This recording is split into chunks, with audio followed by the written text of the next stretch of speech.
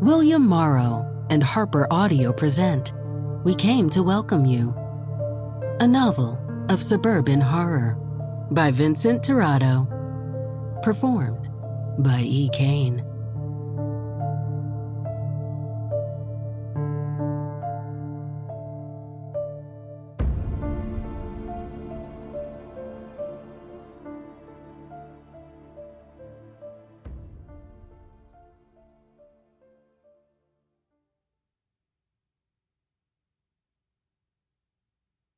To anyone who has ever regretted joining a homeowners association, consider engaging in malicious compliance.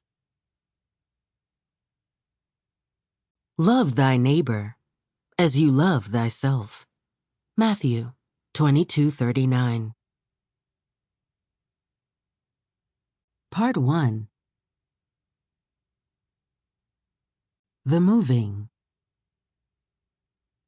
When the gates parted and the truck drove into the quiet community, Soul only had one thought.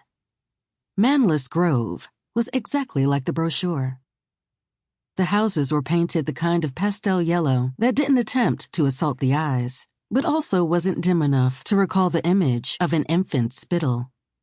It was pleasant, a word Soul hated. Carefully manicured lawns, which barely stood taller than an inch, welcomed Soul and her wife into their new home. No, their new life. Even the clouds parted to let down a heavenly ray of sunshine. It was the kind of place that put the brochure to shame, actually, and that was rare. Soul's eyes jumped from tree to passing tree. Every few feet was another one planted into the sidewalk, medium size in thickness, but nearly as tall as the homes behind it. The white bark caught her attention. She'd never seen trees like this before. Alice reached out to grip Soul's arm, and a surge of energy jolted her. "I can't believe it," Alice whispered. "We're here." As Soul followed the moving truck in her own car through the community, she caught brief glimpses of the people who lived in such an impossibly perfect place. A group of middle-aged white women descended upon the sidewalk in a brisk formation, garbed in different styles of athleisure suits from the same name brand. A balding man was checking his mailbox with all the gusto of a divorcee. The truck in front of them stopped short as a self-absorbed teenager crossed the street, while the professional movers yelled from their cab. The pale teen barely noticed, too engrossed in whatever music his headphones were blaring, or what was on the screen of his phone. They moved on, and Soul held back a smug grin. As perfect as Maneless Grove looked, there was no such thing as perfect people. At least, she had that to look forward to. Alice hummed. "So, what do you think?" "It's nice." Before the distracted teen, she was actually thinking it was too nice.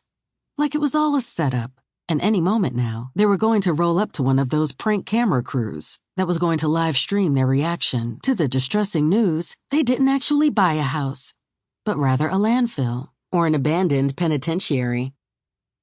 Okay, that's never happened in the history of the world, but Soul's imagination ran on the premise that if anything bad could happen, it would happen to her. Good things weren't just good things. They were an omen. A warning that the other shoe would drop soon.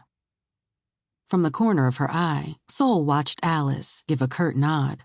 The gesture annoyed her, but she bit the inside of her cheek to keep from snapping. "Remember your therapy," she told herself. She imagined sitting across from Dr. Evans again, a man who always wore a tweed three-piece suit, like he was trying to conjure up the image of a serious therapist. It was a pity that he could no longer treat her. Just 1 month before Soul's big move, he announced he was going to be working at another private practice in New Jersey and would not be able to telecommute for her sessions. Soul had been with him for such a long time that she was upset at this news, but only because she didn't relish the idea of finding a new therapist, let alone getting to know. Sample complete. Ready to continue?